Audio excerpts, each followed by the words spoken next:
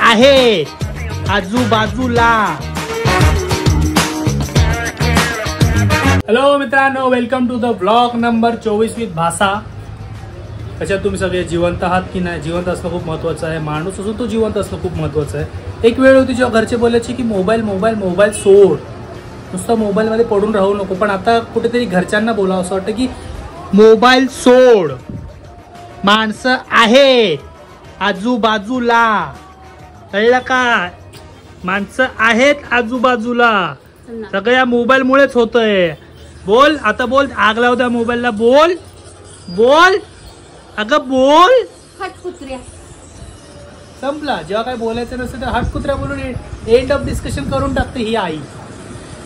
माझ्या घरी माझं नाव कुत्रा आहे, तुमच्या घरी काय आहे ते कमेंटमध्ये सांगा। कोणतं जनावर आहात तुम्ही? पिल्लू बाबू वगैरे आमच्याकडे नसतं, आमच्याकडे डिरेक्ट असतं ए कुत्र्या, ए कुत्र्या। काल सोमवार होता, काल काय जिमला जायला जमलं नाही कामामुळे, सो मी आज जिमला चाललोय।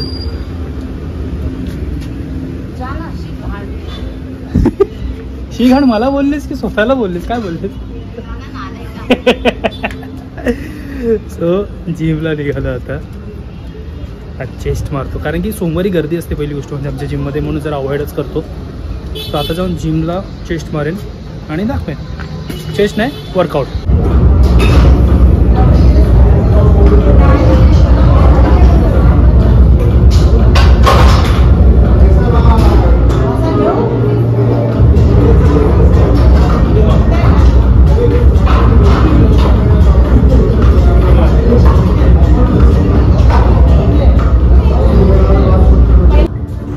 एक वेळ होती की मला डेडलिफ्ट हा प्रकार अजिबात नाही आवडायचा। म्हणजे मला असं वाटायचं की काय कमरेने उचलायचं आहे, काय कमरेने उचलायचं आहे, काय एवढं यात एवढं काय स्पेशल आहे। पण जेव्हापासून मी हा डेडलिफ्ट करायला लागलो, म्हणजे अगोदर पण करायचो, पण जेव्हापासून आत्ता करायला लागलो, म्हणजे लास्ट टाईम जेव्हा मी 120 उचललेलो तेव्हापासून एक वेगळी एनर्जी येते, एक मजा येते डेडलिफ्ट उचलताना। आणि बट ऑब्वियसली की डेडलिफ्ट उचलताना किंवा डेडलिफ्ट केल्याने खूप सारं आपलं म्हणजे एकत्रच आपले सगळे मोस्ट ऑफ बॉडी पार्ट आहेत ॲक्टिव्ह होतात, म्हणून मजा यायला लागली आता सध्या मला डेडलिफ्ट करता करता खूप।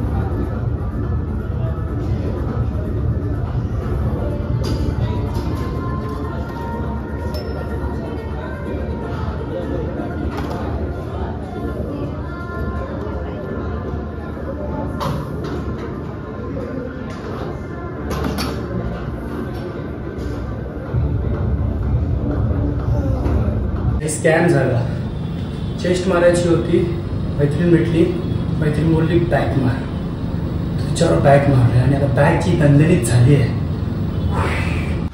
10,000 स्टेप तर खूप इम्पॉर्टंट आहे, म्हणून चालणं पण खूप इम्पॉर्टंट आहे। सो चाला।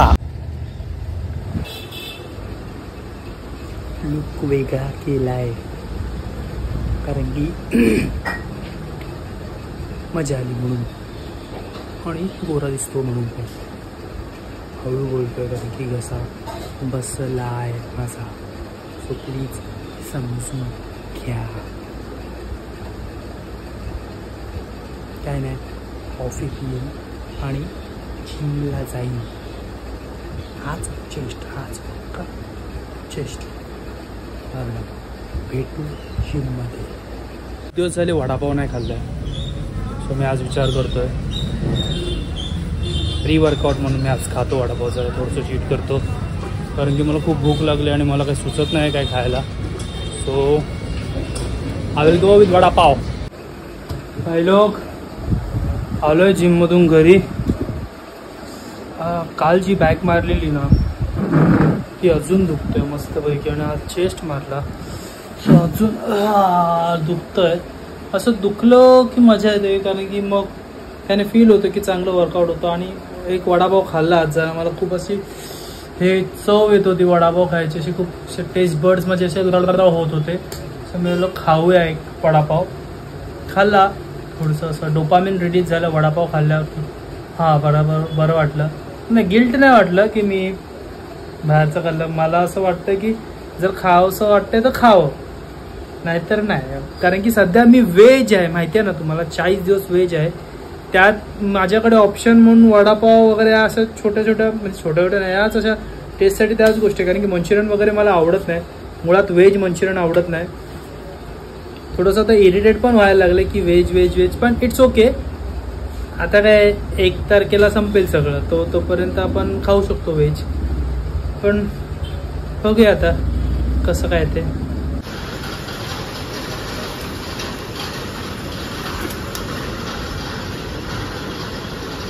आय नो हा ब्लॉग थोडा असा स्लो झाला आहे किंवा असं काहीच एवढं काही खास नव्हतं या ब्लॉगमध्ये, त्यासाठी क्षमस्व. येणारा ब्लॉग चांगला असेल, काहीतरी वेगळं असेल याची शाश्वती मी तुम्हाला देतो. आणि कधी मला असं वाटतं, कधी होतं की ब्लॉग आपल्या मनाप्रमाणे नाही होत, किंवा मलाच म्हणजे बेसिकली हा ब्लॉग शूट करताना पण माझं पण असं झालेलं की काय आज काय असं घडत नाही आहे.